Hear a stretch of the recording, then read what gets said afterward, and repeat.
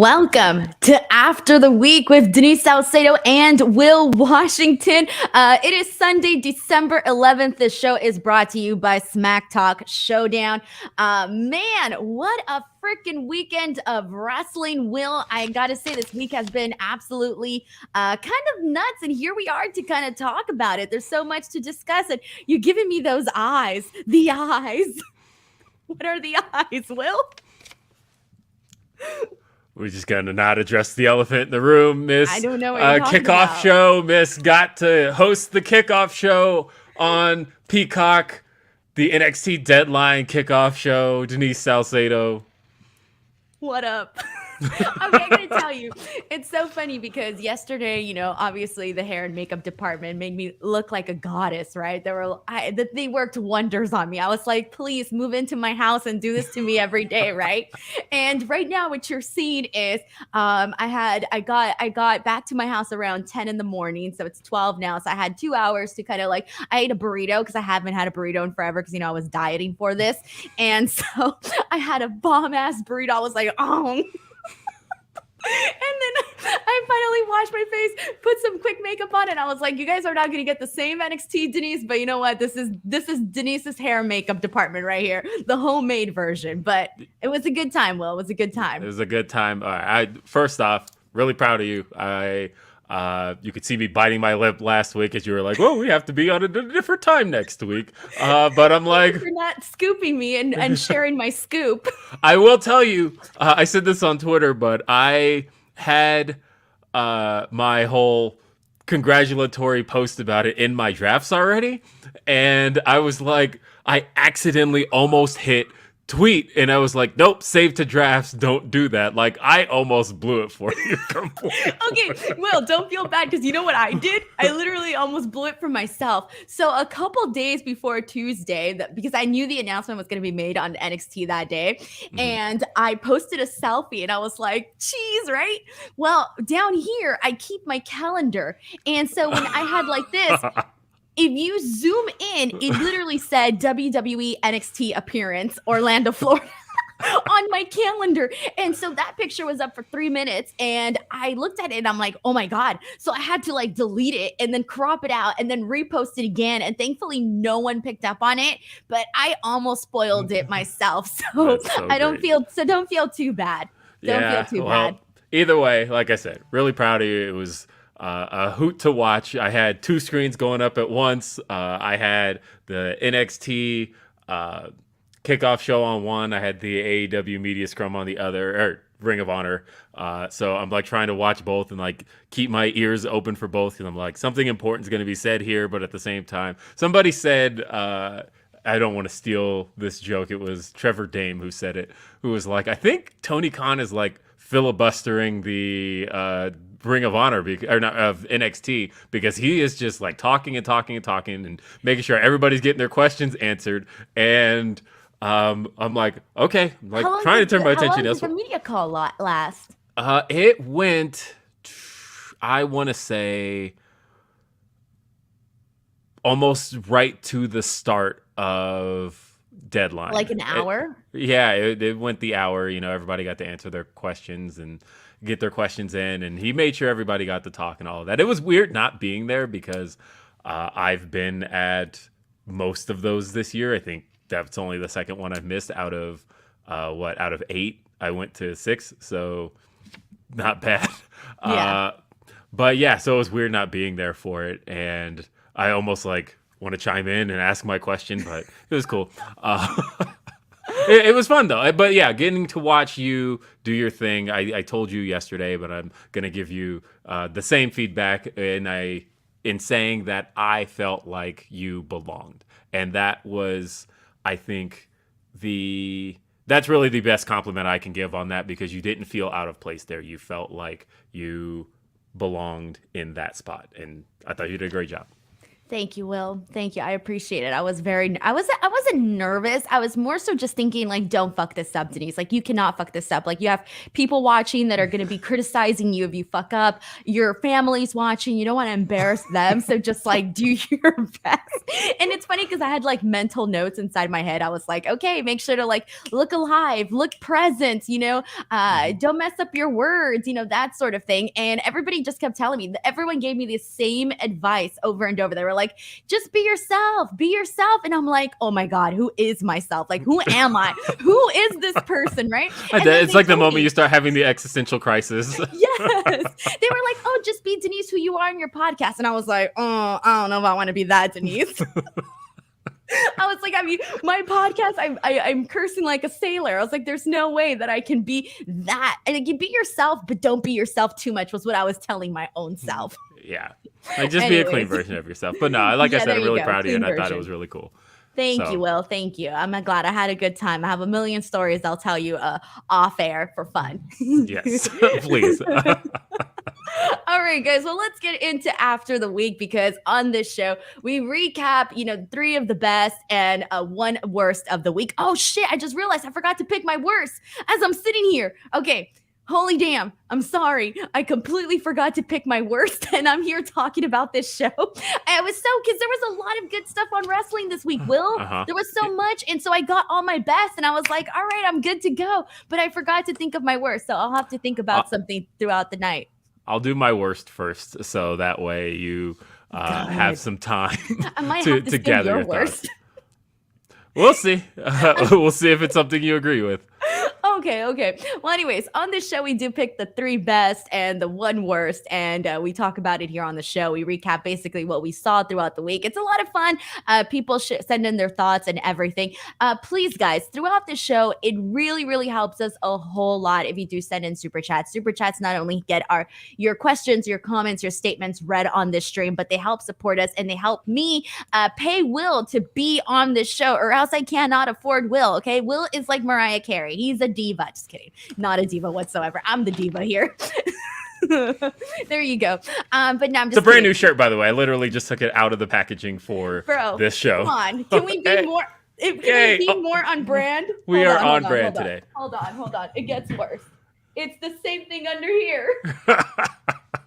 So it's like the sweater, the t-shirt, everything. Anyways, but seriously, guys, they do help support the show a whole lot and get me to pay Will. We actually have our first super chat of the day, and this is from Matthew Makovsky, who says, "It won't let me send a $5 super chat. What to do? That's weird. YouTube, what is going on?" Thank you so much, regardless, Matthew Makovsky, for the very nice super chat. We do have a super chat here from Juan Ortiz, who says, "Now that Denise appeared on NXT, what does that mean that Step Post is canon to the WWE universe?" I don't know. Wait, what?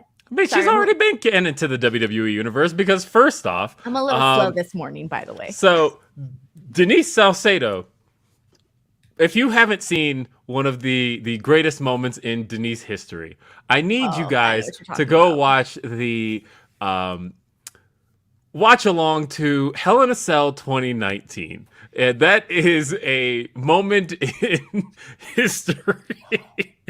The official WWE watch along. It's my great official stuff. WWE debut, by the way. It's great stuff. But the thing is, Denise was you were a part of the show last year, except you were home, but you got to be a part of the kickoff show. It was War Games last year. This is my first appearance, Yeah, so she's been canon for a long time. WWE, she's main roster canon. I don't know what that means, canon. Okay. That's why I didn't get this question. I'm like, what? What does canon mean? Okay, so important terminology, particularly among geeks. The official definition of canon. And let's pull up an official definition of canon. It is a general law, rule, or principle or criterion in which by which something is judged. And though I'm not really going to accept that as much as a collection or list of. Damn it, that's not even right either. Let's find a definition that fits here. Your own words. Okay, basically it is something that is accepted as part of the universe or lore. So, for example, it's So we use the term a lot in wrestling when talking about whether or not something is acknowledged. So you are now officially acknowledged in the WWE universe. When I see what you mean.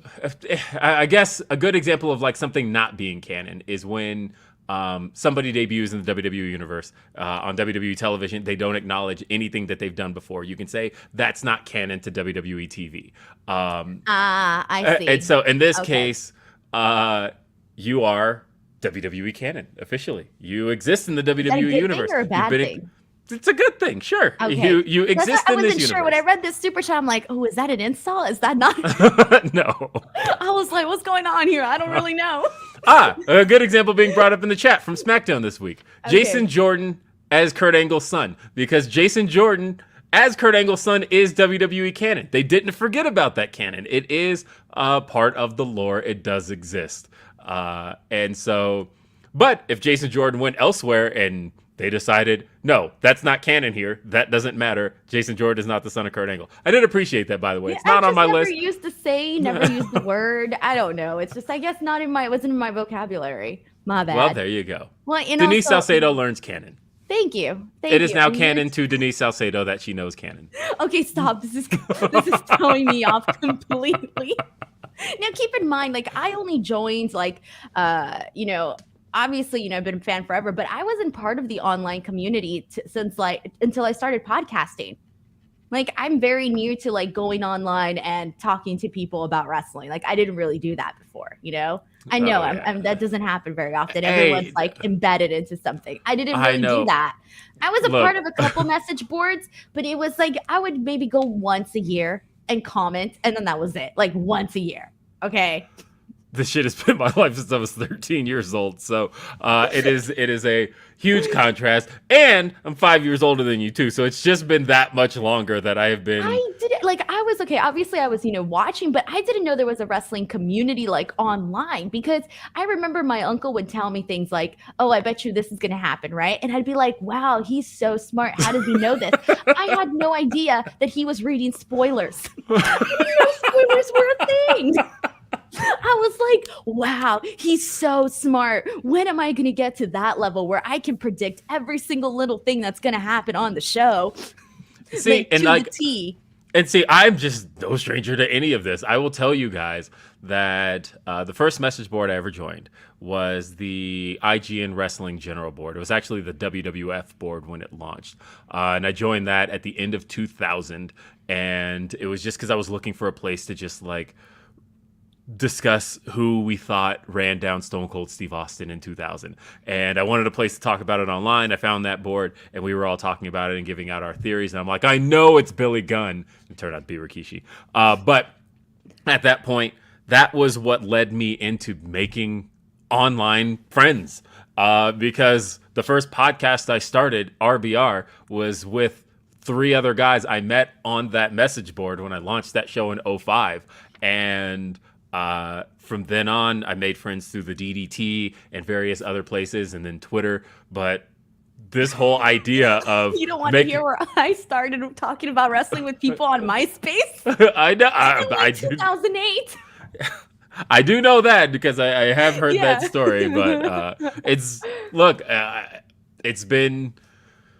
And it's funny because I wouldn't know Denise without that entire idea of making online friends and developing that rapport. Andrew Zarian brought up to me the other day, though.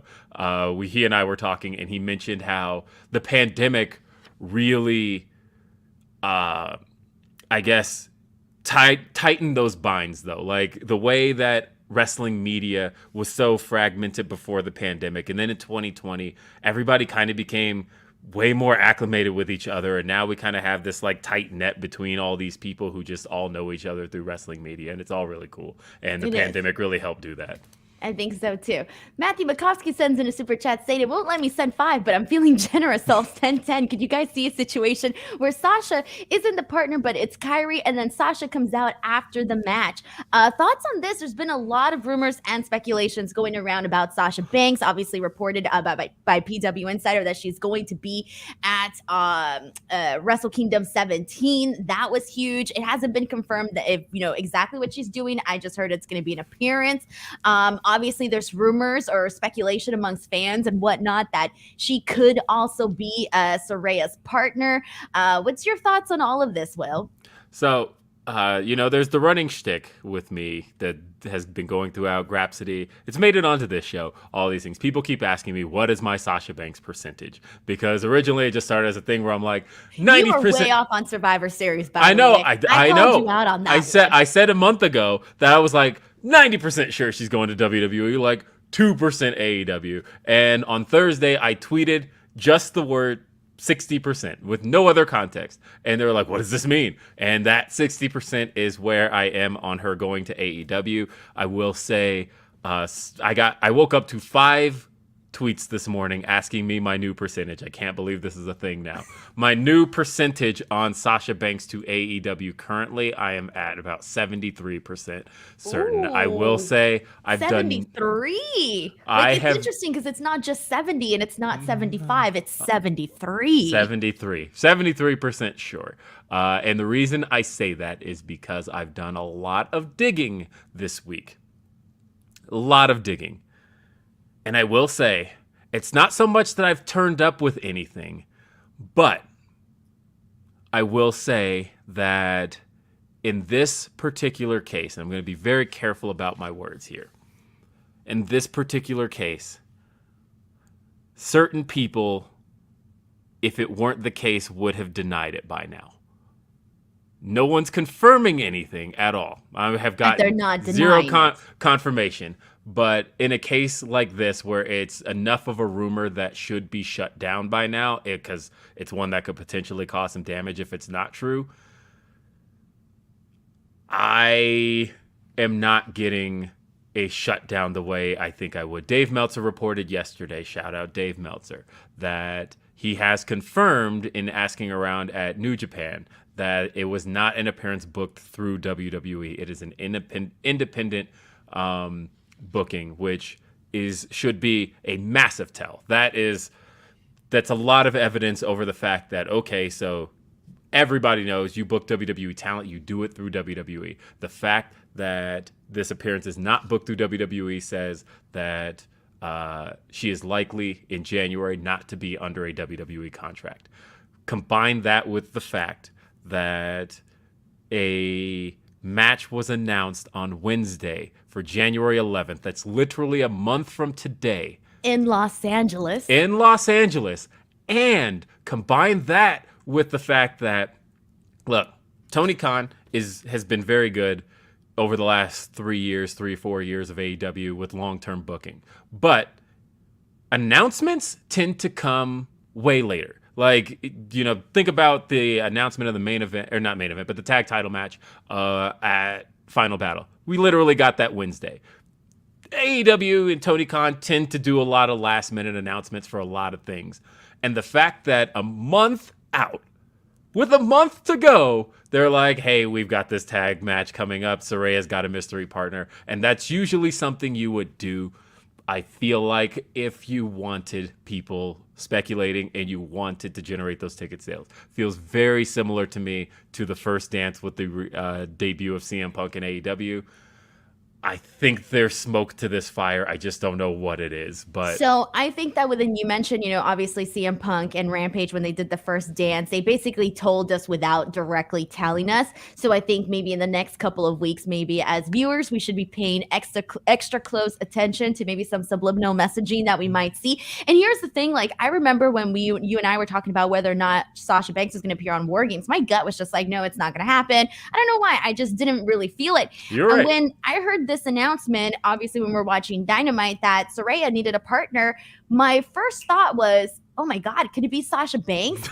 But then I thought, no. And I remember running this down on my show saying, like, look, she did pop into my head do not get your hopes up, but she did definitely like pop into like, maybe, and the story makes sense, obviously, with her history with Saraya and everything that happened there, and just making it kind of like full circle. And even Saraya has been like talking about her on these interviews because of her recently coming back to the ring and whatnot.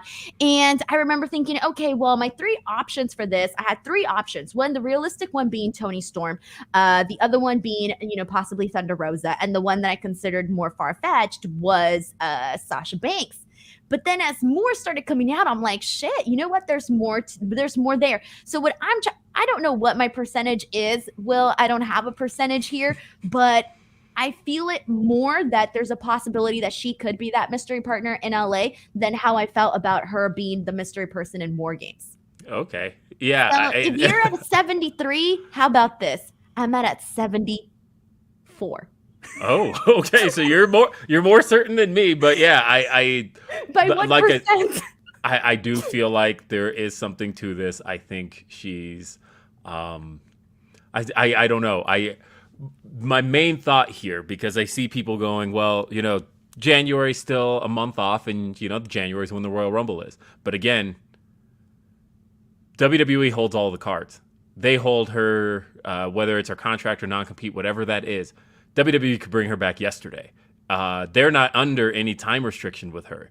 So if that's where she were headed to, I feel like War Games was the time to do it, and they didn't, because that was her hometown. She was literally in that arena 4 days later when she posted the video, or the Celtics posted the video of her in the crowd at that exact arena, the same arena that, and I feel like that was a little bit of a wink at us, telling us like, hey, I am here. I am in Boston. For something else.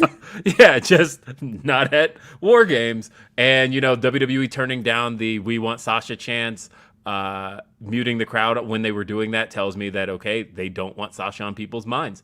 And I do think that there is something to all of this. And I don't know what it's about to be. All right. Well, how about this? This is going to be the rule from now on. Whatever your percentage is at, mine's always going to be 1% more. So if you're at like 80 next week, I'm going to be at 81. That's where I'm going. That's the plan. Reggie Simmons sends in some very generous super chats saying, big time Salcedo in the house. Don't forget about us small people. Hello. Congrats on your present and future success. Thank you so much, Reggie, for the continuous and constant support that you have been sending. I have truly been like blown the hell away by everybody's comments. And it's just been like, thank you so much, Reggie. Dan V900 sends in a super chat saying the worst part of yesterday had to be the media scrum. No Q follow up on the non-TV deal, just one legit question. And people need to stop asking how the win feels. It makes the wrestling media look amateur. So I wasn't on the call with Tony Khan yesterday. So Will, can you run this down a little bit in terms of what happened? Okay. So Tony, of course, he told us from the very beginning. He told everybody as soon as he sat down, he's going to address where you can watch Ring of Honor. So at that point, I recognize why people weren't asking that question, because he said it. He said as soon as he's done with the wrestlers, he said, let's get through talking with all of the talent, and then afterwards I will address Ring of Honor television. And so that, of course, we get Athena was first, and yeah, people are going to ask her. I don't think it makes anybody look amateur, because it's an important question. It was Athena's hometown, and she won the world title in her hometown. Big Pop, her parents were in the crowd. Of course, you're going to ask her how that feels. That's something that, as somebody who creates wrestling media, I would want to know what those emotions were like. I understand that fully. I will say, I thought it was funny that Samoa Joe sat down, and what did he say? He said, I will only be answering to Your Majesty or Your Highness. And literally everybody did go, Your Highness. Shut up. That happened? Oh, yes, my God. I'm kind of glad I wasn't there, because that would feel weird. Your Highness? Wait, what would you call it? Wait, is a man Your Highness, or he's Your Highness, right? Yeah, either one would have worked. Yeah. Hey, Your Majesty, isn't that for women? No, Your Majesty would work too. For either or? Either one works. It's all the same. Your Majesty. I would feel too awkward. And but then, yeah, Tony did, of course, address the situation with Ring of Honor television, and he straight up said that it is going to be on Honor Club.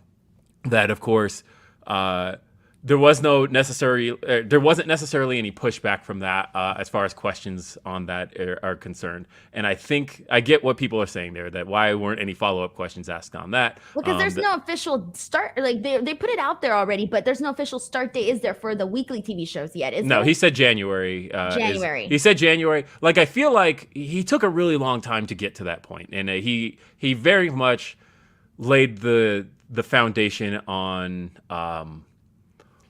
what the deal is about to be. And because he started talking about the most important relationship he has is his relationship with Warner Brothers Discovery.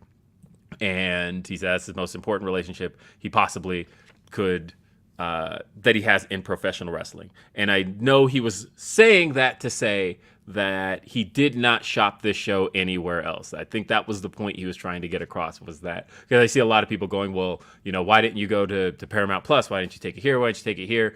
And why are you going with Honor Club? And his point there was to say, my most important relationship is Warner Brothers Discovery. I'm doing nothing to piss them off. So as far as we're concerned, if they Which is different from the WWE side, because you see them, kind of shopping. There's a little bit of everything going someplace else, right? Yes, and it seems like his whole goal was to say that no matter what, I want this relationship between AEW and Warner Brothers Discovery to be my primary focus. And so therefore, if Ring of Honor isn't being picked up by Warner Brothers Discovery in any regard, we're going to run this ourselves. And so he said a lot of that. And then he talked about the fact that the pay-per-views will still remain with Warner Brothers Discovery, which means through the Bleacher Report app.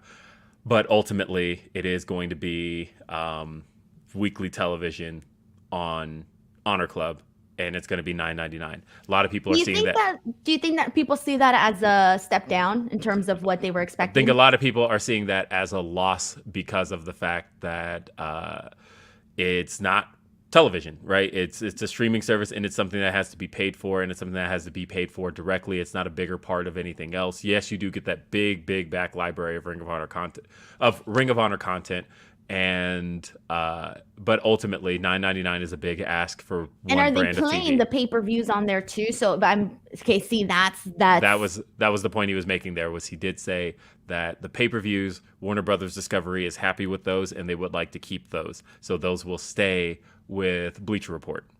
You see that? I don't know if that really gives a lot of people. Do you think it gives them a really incentive? I mean, I feel like if you were probably already subscribe to Honor Club, then you're like, okay, yeah, I'm gonna go back and resubscribe to Honor Club. But I'm wondering how much interest is there for people that weren't previously subscribed to Honor Club, because you got to think, like, there's still only how many, like, 3 shows now or 4? Yeah, I'm losing track of how many Ring of Honor AEW shows we have. Ring of Honor under Tony Khan. The way I look at it is going to be the biggest audience that Honor Club's ever had, because at the end of the day, all of these pay-per-views, everything Ring of Honor is doing, it's all Ring of Honor's record numbers, because all the pay-per-views, everything that they've done, it's all done better under AEW than Ring of Honor's ever done. So I think it is still going to be the biggest numbers Honor Club has seen. I think one of the things people have to take a step back and recognize is that what happened with AEW Dynamite is, in hindsight, really, really unprecedented. And what I mean by that is that Dynamite got picked up by a major TV network, like top 5 TV network on cable, sight unseen. There was no product, and it got itself a major weekly television show. And that's not something that's really ever been done before. A lot of misconceptions about WCW is a lot of people think it just started with Nitro. That's not the case. WCW Saturday Night was a 20-year-old product. I watched that stuff as a kid. It was already a well-established product with audiences prior to the start of Nitro. Monday Night Raw was a well-established product. SmackDown ran a pilot. There was a lot of stuff that people already knew about those products, whereas Dynamite kind of just got its launch and as a weekly television product. We don't know what a weekly television show, a weekly Ring of Honor TV show actually looks like. And I think the fact is that Ring of Honor on its own is a old, somewhat damaged TV brand that I think Tony has to do a little bit of rehabbing of in producing a weekly show before I think anybody's willing to pick it up. And I think he was hoping that maybe giving it a life on AEW TV would show TV businesses. But it didn't, though, because fans didn't want to see it. Yeah, and so I think he needs to show kind of just what the show is going to be and kind of take it on the chin a little bit, producing it on its own, asking a little bit of the AEW base and the Ring of Honor base to pay for it, and hopefully enough goodwill and enough of a library to then shop this show and say, well, this is what we've been producing is enough to then build it up. Yeah, agreed. All right, we got a super chat here from Infamous Raider Loco. Who says, congrats, Denise. You did great last night on Deadline. Crossing fingers for more in the future. BTW, this podcast has been amazing. Keep it up, guys. Thank you so much. Seriously, for we haven't even gotten into our list yet. The core of the show. There's so much to talk about.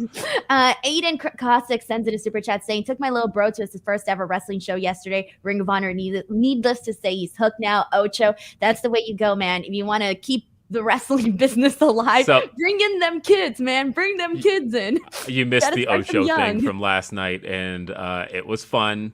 Shout out to the Arlington fans on Ocho.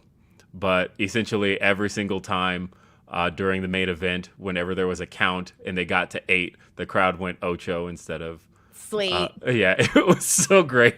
During Claudio's swing, when they were throwing punches, the ref was down. At every point when they got to 8, it was 7, 8, 9, 10. I love it. It was great. You see the whole crowd stand up and all go Ocho. It was actually awesome. Really great. Mr. CJ Lilly sends in a super chat saying, hey guys, I've got to say, all the fuss over Isla Dawn yesterday, why does people want wrestling to be more realistic like MMA? It's not a sport, and the supernatural and supermarket brawls are equal to the million bangers every week. I feel like this is an argument we've had with Bray Wyatt. It's so many different people where it's for some people and it's not for others. I know your stance on this, Will, because when you mentioned your opinions on Bray Wyatt, and it was one of our earlier and there was so much hate directed towards you for this. So I know that you're obviously not a fan of the supernatural stuff, and I'm not either. I'm really not either, but I recognize that there's got to be different things on the show to suit different people. Like, we're not all going to like the same thing, right? I just say keep it consistent. That's all I care about with supernatural stuff. I'm like, look, if you can make somebody like just cough up stuff out of their mouth, just do that to your opponent and pin them. Like, why aren't you doing that all the time? Like, if you have the ability to shoot lightning out of your fingers, then just like zap your opponents. Why even wrestle them? If you have the ability to teleport, how have you ever been pinned before? It should be 1, 2, and then lights go out and you're gone. Like, that's the thing, is it's not consistent enough for me to like that kind of stuff. That's my only issue with it. DJ Zombie G sends in a super chat saying, being canon is like a side story character that's not a part of the main story.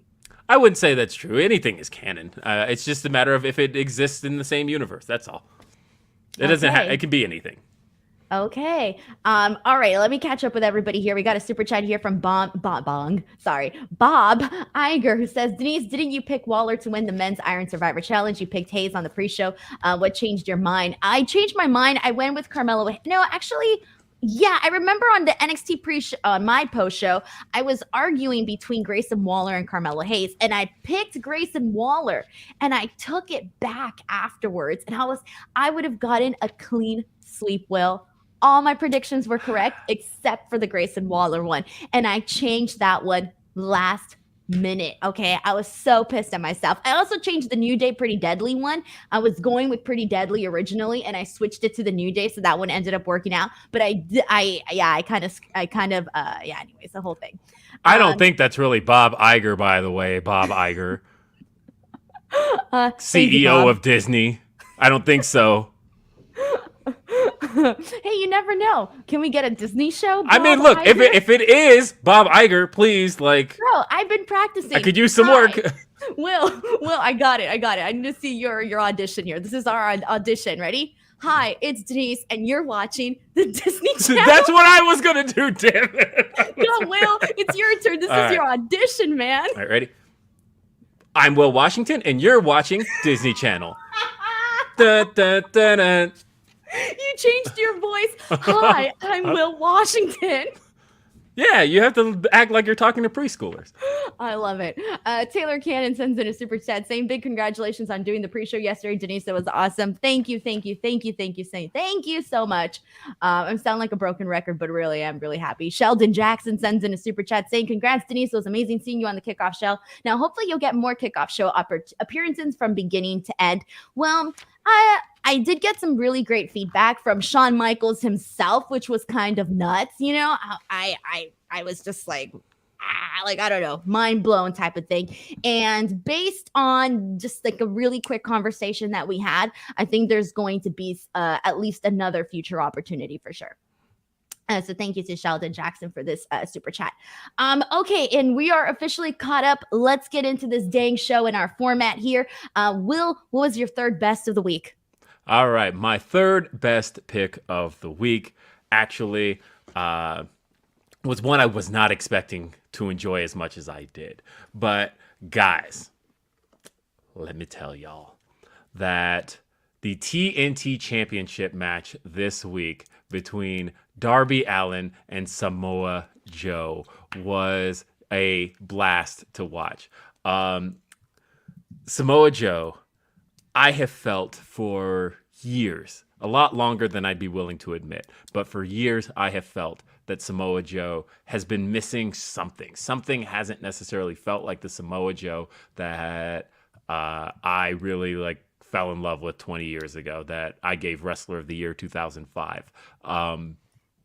And especially in his main roster run, I thought that Samoa Joe couldn't quite find it from the moment he was called up at the beginning of 2017. And granted, he had a number of injuries and all of that, but it just never felt like Samoa Joe was truly Samoa Joe. Maybe we got some traces of it in the Brock Lesnar feud, but I just couldn't feel it. This was the most Samoa Joe I have felt Samoa Joe be in a long time, and a lot of it had to do with Darby being the most Darby he could be. He was bumping his ass off for this guy, and giving you those cringe Darby moments where you're like, oh my God, just live through this, please. And don't actually be dead. But don't be dead. What's yeah. that quote from that movie when it's just, don't be dead? There's a quote where someone goes, don't be dead. Don't be dead. Who is it? Oh my God, there's a movie. Okay, continue on. Somebody else will figure it out in the chat.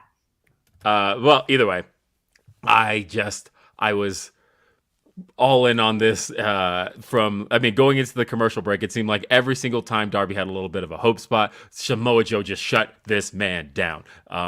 And it was beautiful stuff.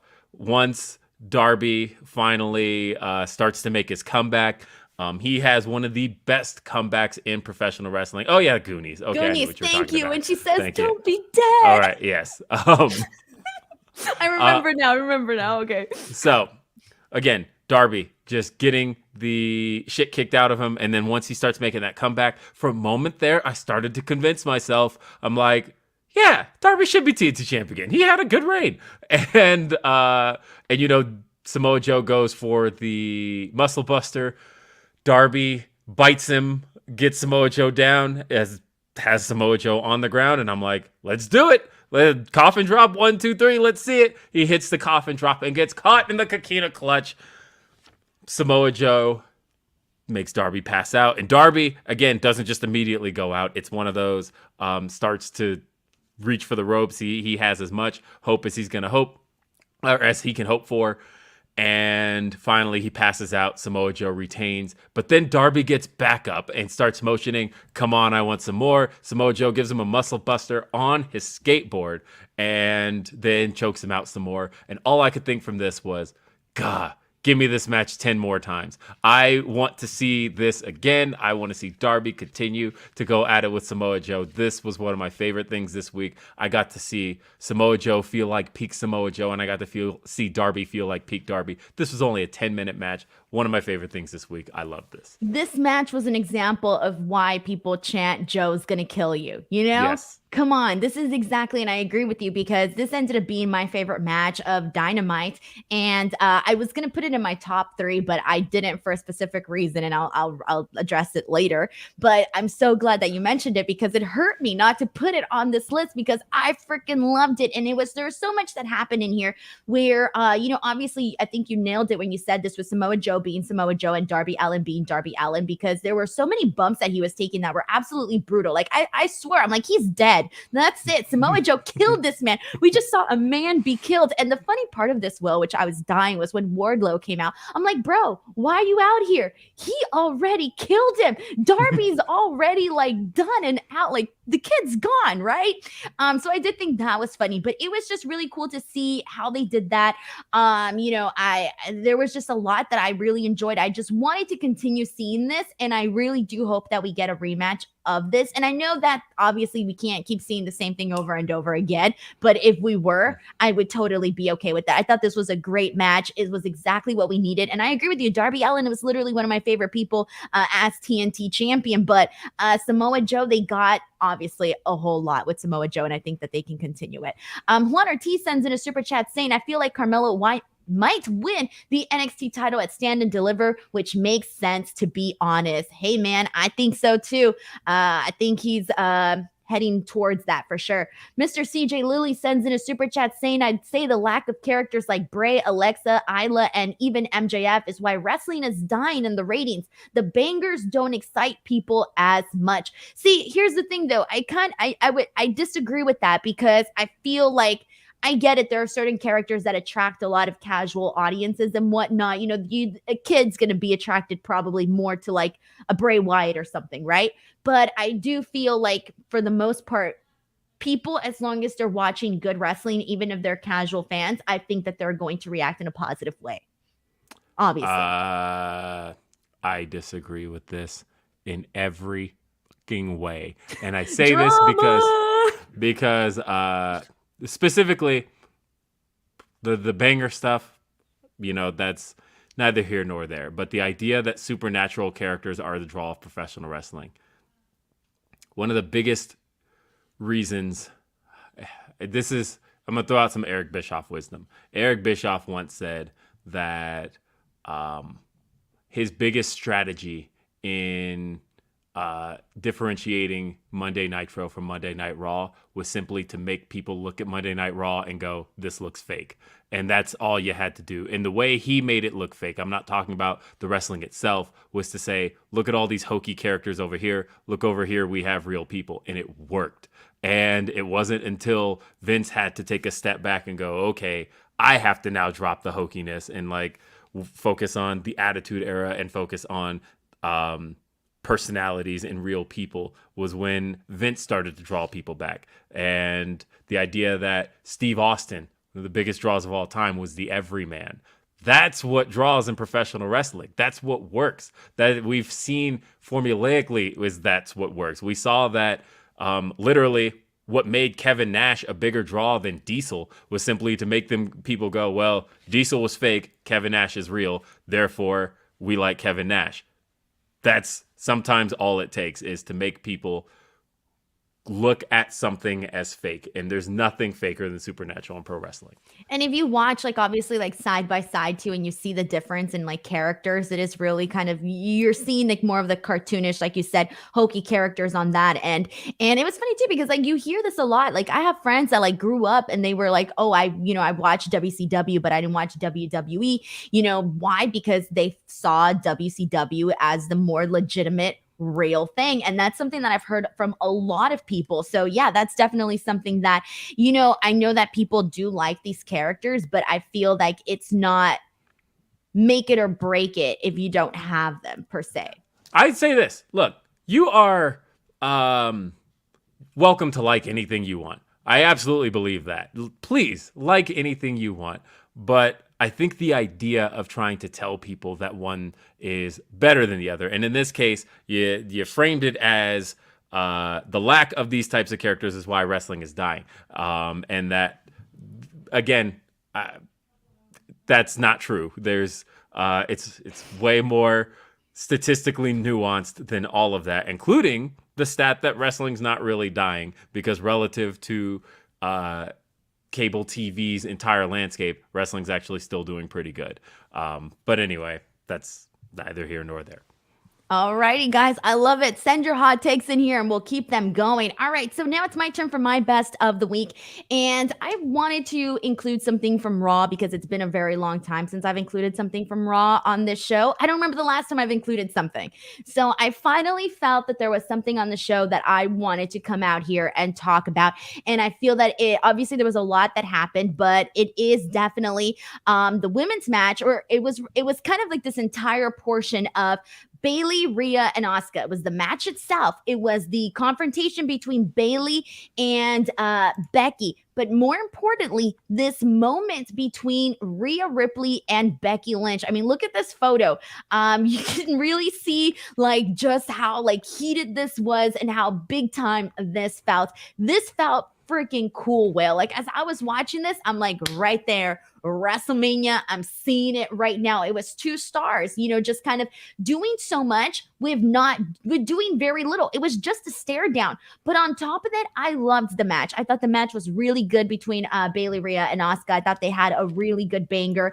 I liked that Bayley got the win, but more importantly, I just loved how fast paced they kept all of this. Everything was hard hitting. It was everything that I wanted in terms of the both triple threat matches that we saw for the women. This wasn't the main event, but I did think that this one outperformed and was definitely the best of the show. And to me, this definitely had to go on my top 3 for the week. Oh, yeah. I like this match. I don't think, as a matter of fact, I worry because, of course, all the rumors are that they finally want to do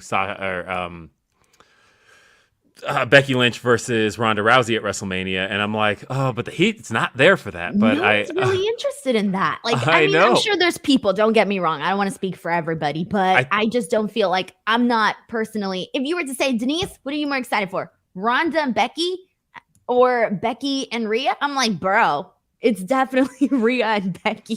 I know. I feel like the time to do Ronda and Becky was 2019, and they didn't do it. And then they had an opportunity in 2022 to do it, and they didn't do it. And I think I feel like the ship has sailed, but I know that that is the talk of the match they want to do at WrestleMania this year. And I imagine that they're going to follow up on Rhea versus Beth Phoenix at WrestleMania this year, which is a big match for her too. But still, I felt that in this moment, and I thought this was a really good triple threat match. I liked it a lot more than the main event actually. It was a lot better, I think. Yeah, unfortunately, the main event had a couple of like just missteps, but for the most part, I thought this match was definitely something to actually even go out of your way and watch. And I don't always say that. I'm like, oh, you can catch the highlights, you'll be fine, right? But when there's a good match, I like to make sure that people know, hey, go out of your way to watch this. This was actually pretty good, and I feel like just Rhea Ripley has been really just, dude, she's becoming a star, and you're seeing it every week, get closer and closer to that level.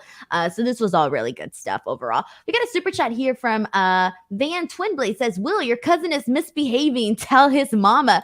What did Swerve do now? I didn't get to watch Final Battle, unfortunately. I mean, I don't know I'm if behind this is on the news. Are you talking about Twitter activity, or is this, there's I don't know, because I mean last night, he walked out on Keith Lee. Is that what we're talking about here? Because if so, no, something's going on with your audio. Is it in my robo? Oh, no, you're back now. You were like, so something coming. Yeah, yep. I was like, what? And they're all saying it. You were all like, did he do something on Twitter, or was it? I was listening to it, and I was gonna stop you sooner, but I was kind of enjoying it, so I kind of let you go for a bit. Sorry. The chat knows about Robo. Well, I mean, look, he at Final Battle, he walked out on Keith Lee, nearly cost him the match. Keith Lee still won on his own. It was a cool victory. Am I still Robo, or are we good? No, you're fine. No, you've been regular voice. Okay, cool. Either way, he walked out on Keith, and now the question is, what's the deal? He wouldn't fist bump Keith during their entrance. I don't know. I kind of know, but I don't know what's. Well, No, I actually don't. I have said as far as where the storyline is concerned, all I know is that there's long-term planning, but I've straight up told him, don't tell me anything. I have some guesses, but I don't know anything as far as all that's concerned. I'm excited for it, though. Do you like to know this stuff, or do you rather just be surprised? I didn't know they were winning the tag titles, and I made the change to his theme music that night, the Who's House edition. I made that night, not knowing that there was going to be a 1, 2, 3 Who's House. Didn't know that was coming at all. I was genuinely shocked, genuinely surprised. NXT, I didn't know anything that was going on. I watched him win the North American title with complete surprise in my eyes. I watched him lose the North American title with surprise. I don't like to know. This is. I'm curious. And by the way, our father is the relation between his father. Sorry, is the relation between us. Our dads are brothers. Not his mama, but I suppose I still could. I could say you can still tell his mama. I still could, but the relation is through. You should tell his mama he was kidnapping people just like a couple weeks ago. Yes. All right. Mr. CJ Lilly sends in a super chat following up on the subject that we were talking about. He says, Undertaker, Kane, Hogan, Triple H, The Rock, Austin are all characters and story driven. And I guess Austin and Booker in the supermarket is realistic. I take Undertaker over Ali. Well, I feel like that's an unfair comparison. I feel like I never said anything about story driven. I never said anything about character or anything about story driven. I have never said anything against character and story driven. Are you kidding me? Anytime the Bloodline does anything on television, I'm all about character and story. There's a difference between supernatural and just character in general. I think you can't put them all in the same box because there's different types of characters. Nobody's You're not just going to go out there and be like, hi, I'm Will Washington. Watch me wrestle. Right. Like I'm not arguing against any of that. So I don't know. I think we're getting into an argument that nobody's making. So it just seems a little like you just can't compare the two. It's just completely different. Yeah. All right. We got Juan Ortiz who sends in a super chat saying, do you think Sasha comes back and wins the Rumble and chooses Ronda since it seems like Ronda doesn't have anyone to face after the Rumble? Well, we'll know for sure about the Rumble come like what day is the AEW show in LA? January 11th, I think, or January something. 11th, yeah. Okay, we'll know if she's okay. Let me ask you a question, Will. If Sasha is not at the LA show, if she's not the partner of Saraya, do you think there's a higher chance? What would the percentage be of her showing up at the Rumble? I mean, obviously, like the percentages go like that because at that point, I mean, a lot changes going into that because I would say if we don't know at the end of January 4th's Dynamite who the partner is, then my percentage goes to like 99% Sasha at that point because I think it'd be a huge mistake to go into that mystery knowing what everybody's already talking about. I said that about Survivor Series, that you don't, and I'm glad they knew that too, that if you set people up with the mystery and don't deliver on what people think it is, it's going to be a problem. I think Tony knows that too. So it really all depends. He definitely knows that. Yeah, he definitely knows that. He knows. And I think he's learned his lesson too with like previous ones. Like remember like the whole drama with Christian Cage where some people were disappointed, some people weren't. And there's been maybe a couple that I'm not thinking about, but I'm sure, people are not dumb. Like if it's not Sasha Banks and let's say it's, I don't know, somebody else, you best tell us, ahead of time before. If we go into LA the day of and we still don't know who it is, everyone's going to be disappointed if it's not Sasha Banks. Yes. And here's the thing too, like now that I think about it, at the last LA show, we obviously got that big iconic MJF promo where he walked off and said everything that he said. How do you follow that up? Can you imagine if we got Sasha Banks coming into AEW at that show? Think about it. Yeah. You're going to be there, aren't you? Hell yeah, I'm going to be there. 20 minutes from my house. I'll definitely be there. You'll be there for a moment. That's really cool. All right. Okay, let's go ahead and get into second best. Here we go. Will, second best of the week. All right. It's a week of redemption, folks, because you may recall last week on the show, Denise completely buried Rampage as her worst of the week. Well, good news. Rampage picked itself back up this week because this is Rampage, baby. And opened straight away Konosuke Takeshita versus Jon Moxley in a straight up kick-ass match. Konosuke Takeshita is really showing up and showing out as of late. And I am a believer, and you'll find this out shortly in case you haven't already figured out what my number one is this week, that blood in professional wrestling fucking rules. And now, granted, I don't need people bleeding every match. And Jon Moxley seems to have kind of pulled back on that a little bit because he was bleeding a lot as of late. But man, there's no better visual for making something look violent than blood. And Jon Moxley and Takeshita just had a kick-ass match. And I thought they had a fantastic showing here. I thought they just the way they were going at each other, the way that Takeshita does things that it looks like his human body shouldn't be able to pull off, that he's almost too big to do, and then he goes ahead and does it, and he's just excellent at it. And at the same time, Jon Moxley, he just works the violent match well. I was into this.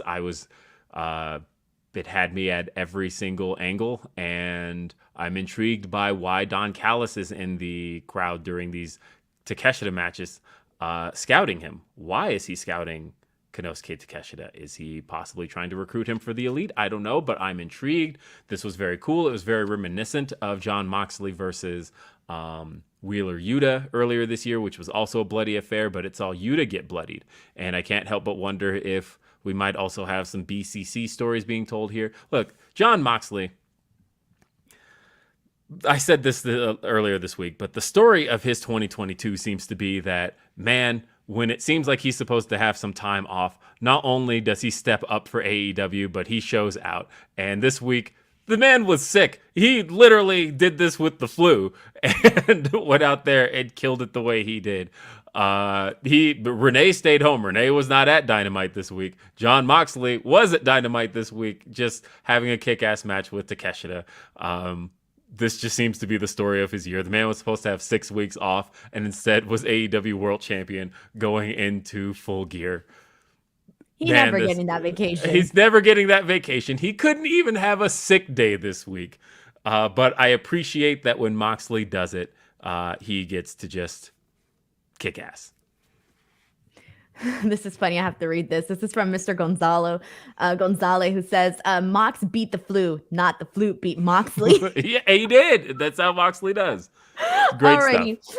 On to my my second best of the week. And I'm going to give this one particularly because I thought it was really good. And also, I was in the crowd for it. So I got to see everybody's reaction. And I legitimately, even though this was my prediction for a win, I was not expecting to see the New Day become NXT Tag Team Champions at Deadline. Dude, let me tell you, the New Day freaking killed it in this match, along with Pretty Deadly.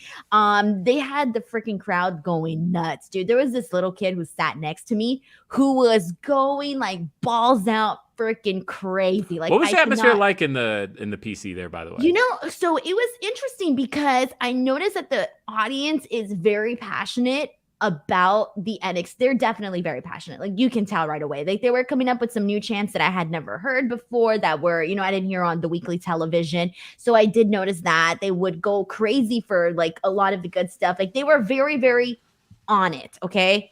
And that was pretty interesting to see. They do have somebody that obviously kind of gets them to, like, you know, just a little bit of a reminder to, you know, like an audience coordinator. Right. Kind of. It's not like when you go tape a show and they're like, come on, you got to do this. No, but you do see someone kind of on the corner going like, okay, like, you know, make sure you guys go up just a little bit more. I did notice it a couple of times, but for this match, obviously you didn't have to do any of that. This one was crazy. There was the spot where they did the belt part where they were all tossing the belt to each other to try to make it look like the other person hit them with the belt. And by the time the referee turns around, they're all down on the ground. So this had like the action, the comedy, a little bit of everything. And given that Pretty Deadly, you know, when they came into NXT, they quickly became champions because, you know, obviously everything that had gone down with MSK, you know, they had to put the belts on somebody else, right? And it ended up being Pretty Deadly, but Pretty Deadly didn't feel like the team that was like, oh, they're just tag team champions because they have no one else, right? No, they actually went out there. They brought something different. They have like the flair that obviously with their clothes and everything. And they're so like, yes, boy, and all of the things that they say. It's pretty hilarious. But the in-ring stuff has been great. And it's just a matter of putting them in there with teams that are obviously more established. So when they announced that this match was happening with the New Day, I knew that this was going to be a good match because Pretty Deadly is a pretty solid tag team. So getting to see both of them together in this one and the way that the crowd was reacting, and this was the match that I think for me, I felt like I was reacting the most to. And there was a lot that I enjoyed on the show, but this was the one that felt really special. And when the New Day won, I legitimately thought, like, there was a moment where they kind of teased that Pretty Deadly was going to get the victory by cheating. And I thought, oh my God, this is it. This is how they're going to do it. So it's going to be Pretty Deadly, right? But when that didn't happen, that's when I knew that the New Day was definitely going to get the win on this one. So I thought this was pretty good. So this one's going to go in my second best of the week. I actually saw this in full, and I agree with you. This was very, very good. And, I wasn't sure how to feel about New Day being in NXT at all. I actually wasn't all that happy with that. And because I've said this before, the New Day is my favorite act of all time. I think they're the greatest act in the history of professional wrestling. Argue with your mama. But I think that as far as them being in NXT, I was just like, is that where we're at with the New Day now? Like, are they? Because just the idea of that makes them feel washed, and I don't want them to be washed. Like, it's the New Day. I still haven't gotten my Kofi redemption for the way October 4th, 2019 went down, and I feel like Xavier Woods' King of the Ring win was a complete bust, and I'm just not ready for them to feel washed. And so, like, I thought it felt lose-lose to me. I'm like, if they lose to Pretty Deadly, they're going to feel like losers. And if they win, then I'm going to be like, but it's the NXT titles. But didn't even anticipate that they'd go out there and have a great match, a great funny match. They delivered on the humor across the board. Yeah, I thought the entire cheating spot behind the ref's back and everybody tossing the belt back and forth was very, very good. Crowd. And then it felt like after that there was a mixture of chants of NXT and Eddie, but they kind of sound very similar. So you trying to make it up. Yeah. Yeah, it's like, okay, I kind of hear Eddie in there, but I also hear NXT. It was great stuff. And by the end of it, I was all smiles. I thought, you know what? I could do this. I could do it in New Day being tag team champions in NXT. So this was very cool, and I'm glad it made your list. I also think it was just one of those things where it's like, well, now they get to say that they officially, held the titles. And that was like one of the things that was obviously, part of it. So it's like, okay, cool. Like they get to add another accolade in their list of accomplishments and all of that. So I thought that was pretty cool. Alrighty, so let's do this. Let's get into our worst of the week now, right? Yeah. Sorry, I haven't slept, Will. I don't even know what's going on right now. And I'm going to let you go first because I don't really have like a worst of the week. So I'm just going to pick the lamest of the week. All right. I already have my lamest of the week. Go ahead, because mine is a little bit on the lame side as well. Because mine's on the lame side, and it's super last minute because I forgot to pick worst. I was just so excited about all the things that I enjoyed. So for lamest, Denise's lamest of the week. Sorry. I was gonna say I can still pick. Yeah, I was gonna give you time. I haven't even picked mine yet, so I could go. You told me. Oh, you can go, and I was like, well, okay, I was saying you could go with your thing, but you could. I have my worst. Okay, I thought you wanted to save yours because yours was like worse, so it felt more important. No, mine's not. Look, as a matter of fact, what I was gonna say with my worst is that. As you can hear with my bests, I picked a lot of AEW stuff, and I knew that if I picked anything WWE for worst, then I was going to get a whole bunch of shit. So I wanted to be fair here. And you got to be you, Will. Whatever. I know I have to be me, but this is also true to me. So just recognize that I'm being fair here in that I'm very focused on AEW for my bests and also for my worst. I did not in any way, shape, or form like the William Regal explanation for his departure. I actually thought... You didn't get emo? You didn't feel sad? You didn't feel a little crushed? I thought this was stupid and convoluted. I thought, and Will, you you're know made of who, stone. You're and made of stone. You're an evil human being that's made of stone. you know who else seemed to think this was stupid? John Moxley. Because after it was all over, so Regal, of course, appears on the screen. Tony Schiavone is like, well, I taped this video 2 weeks ago in the event that something might have happened to William Regal last week. And so let's run this video. And Regal's entire explanation for just giving MJF the championship and turning his back on John Moxley was to teach BCC a valuable lesson, which, you know what? Like, maybe don't give MJF the richest prize in the business to teach somebody a lesson. I don't know. But either way, I thought this was dumb and convoluted. I thought it was almost like I thought Regal's delivery was good. And I thought that the overall, it's like, okay, we need some kind of explanation for why the BCC is still together, but Regal's not here anymore. But man, nothing made me feel more justified in not liking this than when they cut back and John Moxley grabs the mic and is like, I don't care about any of that. Let's talk about Rampage this week. And I'm like, okay. So what would you have done in this situation? Because you want to end things. Would you have just left it the way that it was with William Regal getting carried out in the ambulance and then that's it, we just never hear about him ever again? Or what would you have done? I would have rather it been that Regal made a mistake trusting MJF than Regal being one step ahead of MJF and knowing that MJF was going to punch me in the freaking head and have me carted off in an ambulance and all of that. Okay, that's fair. That's fair. I would have rather it been Regal making a mistake. And I don't feel like I feel like this tried to tell the story that actually he was one step ahead of everybody and he knew somehow that he was going to get clocked. See, I don't think him being one step ahead of, okay, so clearly he was saying, okay, I don't think he knew that he was going to essentially get betrayed by MJF. I think he was just basically saying, I sided with MJF to teach you guys a lesson, but I don't think this necessarily means that he was expecting MJF to turn on him. He said that, but he even said that, I put the belt on MJF because I wanted to put a target on MJF. And it's like, oh, that's so stupid.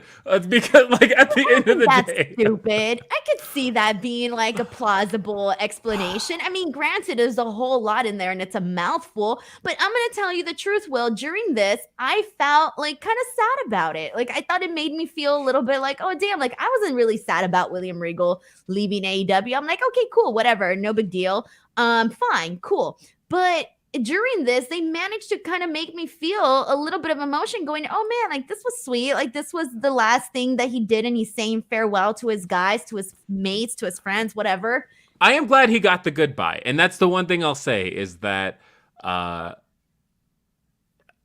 was glad that they at least tied up that end, but I feel like it didn't really make a whole lot of sense. It still puts egg on John Moxley's face. Like I can't expect him to be like, okay, well, you still had me punched in the freaking head with brass knuckles, and I lost the championship that I had been fighting for. And like, so much still doesn't make any sense here. Okay, look, there's a lot in here, and you can find holes in it. But I feel given what they had, given the time that they had to work with this, and given just everything that was outside of all of this, and even just hearing Tony Khan's explanation on that media call, I feel like this was the best that they can do for what it was. Somewhat, because there's a piece of me that goes back to the media call and hearing Tony say that Regal asked for his release in September, and I thought, so you have had a really long, this didn't just like spring upon you. You've had months to come up with like something a little better than this. And that's my only thing is that it just all, because like I feel like the ending to Full Gear was a giant waste of time other than the fact that MJF is champion. Okay, I like MJF as champion. What if we just saw William Regal get carried off in the ambulance, whatever, and then one day, this is so lame. This is even lamer. Never mind. I don't want to pitch my lame ass idea. I have to hear it now. One day they get a letter in the mail. They opened it up and it's just, I fucked up. Because William Regal would never talk like that. He would never use No, that's actually pretty good. You open the letter and it's just, I fucked up. Yeah, I actually like that.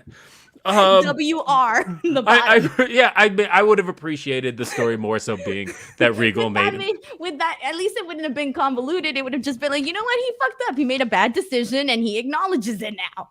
Yeah, I would have rather that than this. So this was That's the thing I enjoyed. Booking idea for how to close this all out. This was the thing. I would feel bad for William Regal. Like, oh man, you know what? He made a mistake. He's human. Sure. Yeah, or as Redmond said, I bloody bollocks it up. That I will take. There as well. You go. That's more William Regal's verbiage for sure. Mr. CJ Lilly sends in a super chat saying, "Hey guys, I'd like to say I enjoy the bangers as well, but I wouldn't go back and rewatch them over a Bray segment. A good mix is good, and also Alexa hits Sister Abigail to beat Bayley this Monday. See, that's the thing. Like for me, I go back and watch matches that like I really enjoyed. And I also go back and watch promos that I really enjoyed. So I go back and watch anything that I enjoyed. Yeah, that's pretty much it. If I enjoyed it, because like, bro, don't even get me started. The second, okay, this is what, don't do this because you'll spend, or do this. Go, okay, does this happen to you, Will? Anytime I Google, for example, The Rock, I will go down this goddamn rabbit hole of just YouTube videos of just all of these greatest moments that will then lead me into this person's greatest moments. That will then lead me into this person's funniest moments. And it's just like a rabbit hole of moments. But that doesn't mean I'm not going to go back and obviously go back and rewatch matches. You know, it's a big I rewatch matches all the time. I have comfort watches. I say all the time that I've seen the tag match from Revolution 2020, which is a lot of people's match of the year that year. I've seen that a million times. I literally just throw it on just when I'm like, okay, I'm cleaning the house. Let's throw this match on. And that's the thing I do. I've got to do laundry here. I've got like 7 baskets of laundry that I've got to fold right after the show is over. Probably going to throw on some wrestling matches that I love and enjoy. Again, it's all subjective. Pro wrestling is subjective. We all get different things out of it. You go back and watch Bray Wyatt segments. That's cool. I haven't seen a Bray Wyatt segment since it aired. And so that's it's to each their own. Enjoy professional wrestling. Thank you so much to Mr. CJ Lilly for sending that in here today. Alrighty, before we get to my worst of the week, I want to get to some good stuff here because SmackTalk Showdown. We are getting right into the holidays. The holidays are only a couple of weeks away. We are getting closer and closer, which means you need to get your shopping, your Christmas shopping in, whether it's on your wish list or a friend's wish list. Make sure to add SmackTalk Showdown. This is the wrestling card game that you can use to cut promos with your friends. It is so much fun. You're literally going out there and pretending to be wrestlers. You're given prompts. You're given silly tasks to do in this game. It's a whole lot of fun. And I promise you, like, you don't even have to be a wrestling fan to actually enjoy this game. If you're the only wrestling fan in your group of friends, trust me, your friends will still enjoy playing this game. You get to talk smack to each other. Who doesn't enjoy that? Head on over to SmackTalkShowdown.com and purchase the game. On top of that, because you guys are listeners of After the Week podcast, you do get $5 off your entire order with the promo code Denise. Everybody loves discounts. I know I do. $5 off your entire order with the promo code Denise at SmackTalkShowdown.com. Thank you so much to our sponsors. Alrighty, and here we go. It is now time for my worst of the week. Wait, why are you nodding? I'm ready for it. I want to know what your worst is. My worst of the week's kind of lame because, I didn't really have time to think. Okay, so I'm just going to go to old reliable Dominic versus Akira Tozawa.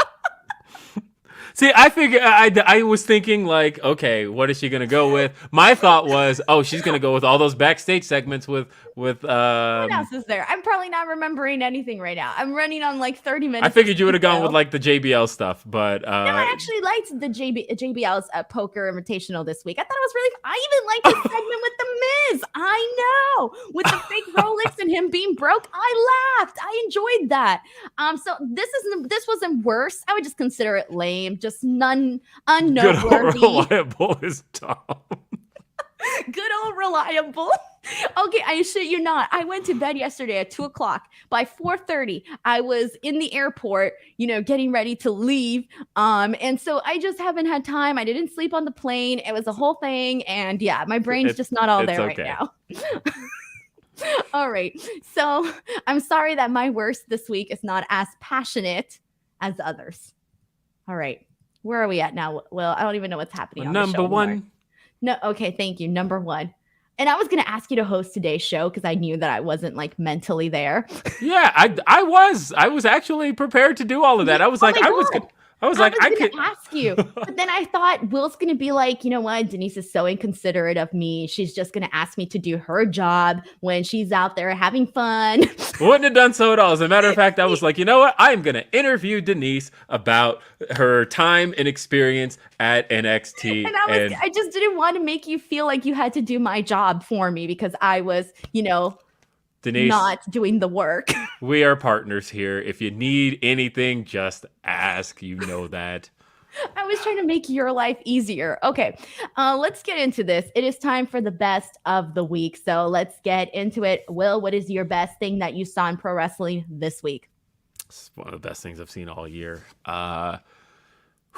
So earlier this year, I was at the Curtis Culwell Center in Garland, Texas, and I saw and had one of the greatest times I've ever had at a wrestling match watching FTR go up against the Briscoes.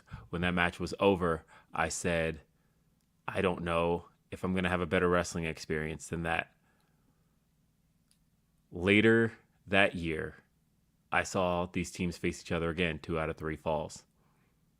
To kind of make this a once and for all thing, they faced each other at Death Before Dishonor. I said, this was really good, really great professional wrestling. I don't know if I liked it as much as the last one, but this one was great. But you know what? You put a nice bow on this feud, good to go. When they said on Wednesday that these guys were facing each other again in a double dog collar match, I'm not going to lie. I was actually like, really? You guys don't have any new ideas? This is it? This is what you guys came up with?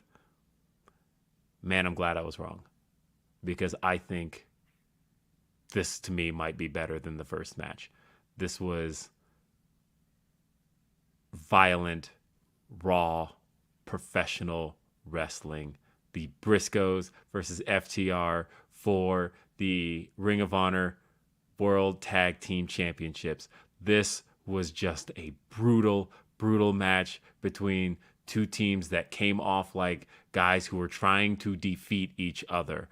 And even when it wasn't clean, it didn't matter because that's not what these guys were going for. They were going for brutal and violent. And the dog collar, of course, added so much here. And this was just a bloody mess. We had a bloody referee. Our referee gigged here, by the way. He got bloody. Like, this was just a complete bloody mess of an affair. And everything about it just made me feel like I was watching a car crash that was entertainingly produced. And just it was it's hard to describe, but the drama was there. The crowd was into this at all turns. Half the crowd, very much like in Garland, half the crowd was shouting "Dim Boys," half the crowd was chanting for top guys, and they just when you have two really popular acts, there's really nothing like that in terms of how they come at each other. And FTR just had a really great week because honestly, had this match not taken place, I would have put the match with the Acclaimed on here. But this took place. And also there's a story now being told because FTR lost to the Acclaimed after a banger match. And then they turn around here. They lost the tag titles cleanly to the Briscoes. And I say cleanly in a match where there was chairs and other weaponry involved and guys got bloody. But at the end of the day, there was no interference. The Briscoes soundly submitted Dax Harwood and they lost the Ring of Honor tag team titles. This put a bow on this feud, and I'm glad that the Briscoes walked away with the victory.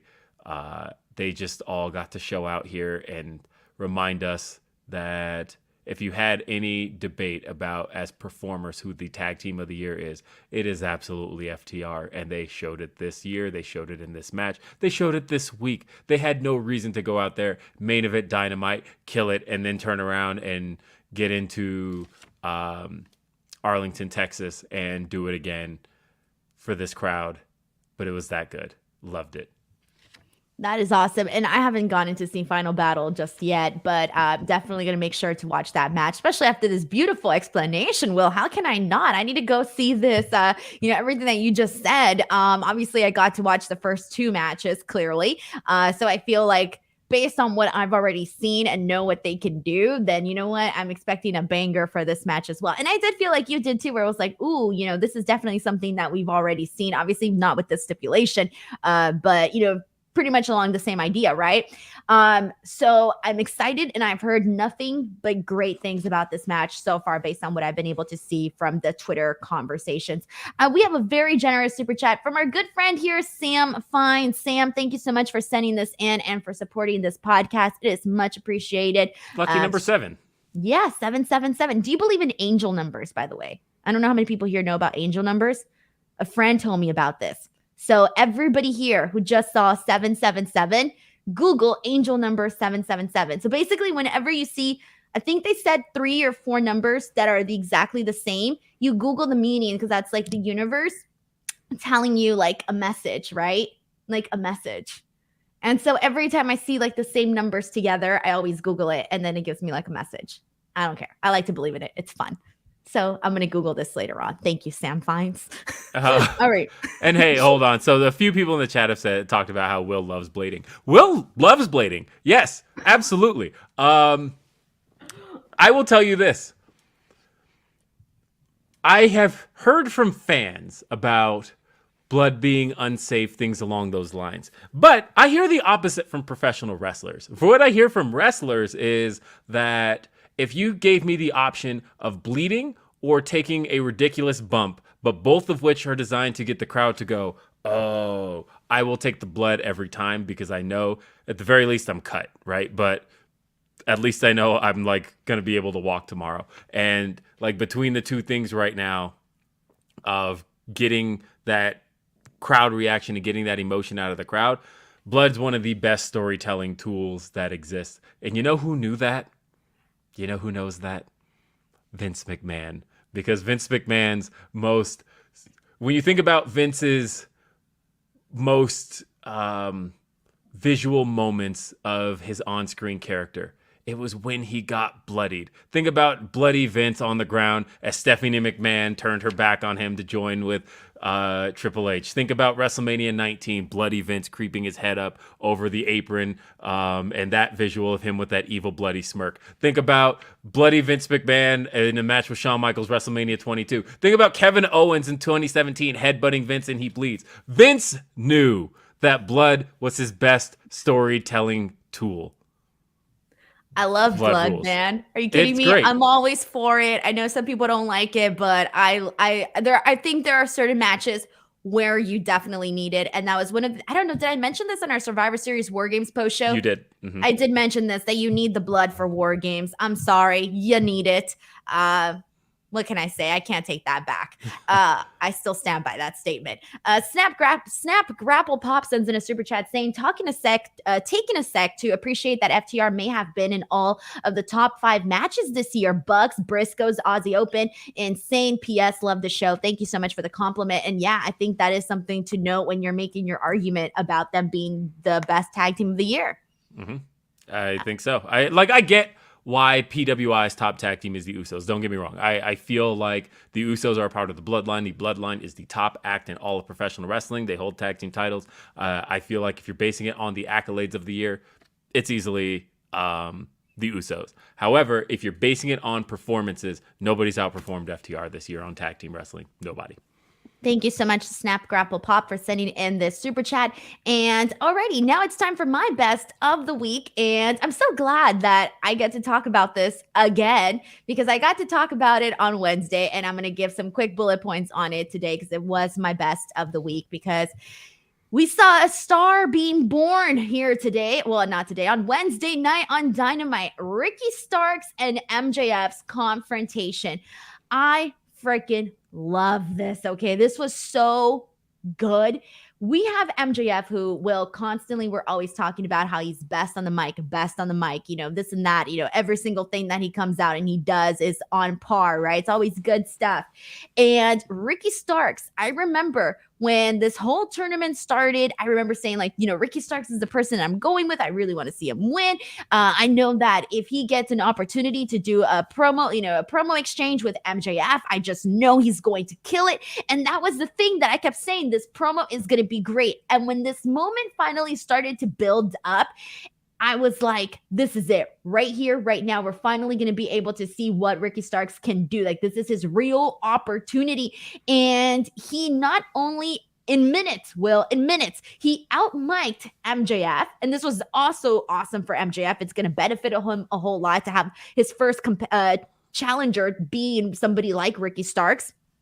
But on top of that, he made himself into a star here. He brought so much interest to this storyline that it was kind of crazy to see, everything that he came up with. And I think later on in an interview or something, he said that was just him being him and doing things, off the cuff. And I'm just like, bro, you had all that in you. And obviously we had seen shades of it before, but this time it was fully out there. He also got the whole maxi pad thing over. I mean, that's going to be something that sticks. I think with his line, even afterwards, we're going to be hearing it. There were so many lines in him burying his line on Twitter, by the way, on maxi pad, really good. I don't know if you saw his exchange. No, which one was it? Where people were calling MJF maxi pad, and MJF said, this maxi pad thing's not going to stick. And Ricky Starks replied under it saying, I don't know. It looks like it's got wings. And I thought that was really good. Okay, I need to know. Ricky Starks has way too much information on pads. It ended up being like a whole ass topic, but yeah. All right, sorry, I'm just dying right now. That's a really good one. Okay, I'm gonna have to go and find that and retweet because I didn't see it.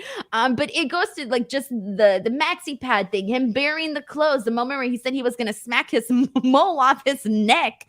There was just so many different things that he said here that were so funny. They felt effortless. They were the way that he delivered them. He was in his face, man, like super high intense. And there's situations like that. Like if you and I right now were to do a promo exchange and we got so heated, I can guarantee that we would be stumbling over our words. We wouldn't be getting the proper, we wouldn't be saying the right things that we want to say, right? Because you're so caught up in the moment, you're just fired up and you're saying all sorts of shit. And then, but Ricky Starks did that, but everything came through crystal freaking clear, where there were so many lines in this that could have people like laughing. It was just good. And even prior to this, I also wanted to go back to MJF really quickly because he was, insulting Ricky Starks, calling him a pebble, even said he was going to send him back to wrestle in the NWA on YouTube, which I loved this shot, by the way. I thought it was really hilarious. And in that moment, I kind of was a little bit worried for Ricky Starks. And I'm thinking, okay, like this is it right now. He has to go and show that he can Mike MJF, at least in this scenario. And he did that. He went out there and he just said so many different stuff here. And even afterwards, MJF just hitting him in the balls afterwards was one of those things where I'm like, where it was funny because it's so in line with MJF, where he didn't have a comeback. He didn't have anything else to say to Ricky Starks because Ricky Starks had clearly burned him, that his only response that he was able to do is hit him in the nuts. So to me, that was just good storytelling for who MJF is and what happens to MJF when somebody else gets the better of him. So I thought this was freaking phenomenal, man. I feel like if I'm Tony Khan and I'm seeing this, I'm thinking, all right, I know who's next up in line in terms of, just overall rankings and pushing and who I'm, going to be putting some extra care for, right? And I do think that this feud with MJF and Ricky Starks could probably even go above and beyond whatever the planned expiration date for this was. I think this is something that we can see becoming much more, given just on the material that we got here. I'm so glad you put this on your list because I was concerned that I didn't have it on mine because this was easily one of my favorite things this week. I thought a star was born in this moment. The HEB Center has always been a good crowd for AEW, but it's particularly been a good crowd for Ricky Starks. This was the arena where Ricky Starks won the FTW title in the first place. And they said at the time, it's kind of a hometown crowd for Ricky Starks because he's made it home in Austin, Texas, and they love him there. But more than that, MJF's biggest feuds in AEW have been probably Cody Rhodes and CM Punk. And both of those feuds were MJF kind of challenging somebody who has been around the block, who's been a bigger star than him, and him taking them to and kind of proving himself with them. But he's never really had a counterpart. And I feel like for the first time in AEW, he has a counterpart. And this is something that you can go with for years to come if you want to, if you have it like that. MJF versus Ricky Starks could be two counterpart wrestlers that I never even considered before this being a big, large rivalry. When you talk about John Cena having Randy Orton as a counterpart, Triple H and The Rock, Bret Hart and Shawn Michaels, things like that. Granted, while they've got a long way to go to get to that level, I think MJF having Ricky Starks be his counterpart, I think would be one of the coolest things possible. And I'm glad this took place. Yeah, me too, man. I'm really excited about this. Like, I'm so excited about what they can possibly do here. It's just great stuff. But that was our podcast. That was our show. Before we go, I do want to let you guys know that next week we will be back at our normal time, which is 10 a.m. Pacific Standard Time. We'll let you know if there's ever any sort of changes or anything like that. This was literally just because of my travel. We had to push the show 2 hours later. But we will be back next week at our normal time slot. Also, before we do our plugs and everything like that, I do want to give a special shout out to Mauricio Pomares. Mauricio has been literally, we didn't even ask him to, and I'm so thankful he's doing this. He's been putting all of our timestamps, Will, on YouTube, and I see that every week. Oh my God, I'm too lazy to do that, and that's the only reason why I haven't done it. I'm too lazy, but Mauricio has done it, and it has helped us out so much. I think that just having the timestamps there.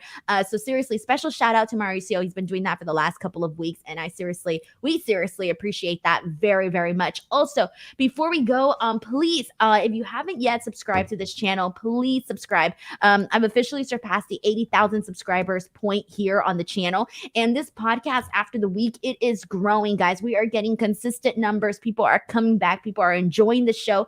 And that makes me really, really freaking stoked because I have, I feel like my vision for the show is just growing, Will. And I feel like you may be feeling the same thing. So I'm very happy about that. But Will, where can the people find you?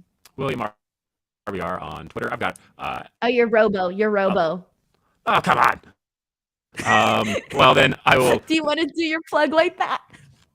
Sure. Follow William RBR on Twitter, and you're back. Okay, fine. Follow William RBR on Twitter, and I've got a lot coming up this week. I'm doing multiple interviews. I think I've got one like every day this week coming up, so just a whole lot of content. Definitely follow me. You'll see all of my content usually on Fightful, and that's about it. Alrighty, get it, Will. Thank you guys so much. Subscribe to this channel. You guys know where to find me at _Denise Salcedo. Thank you guys so much for all the love. Bye, everyone.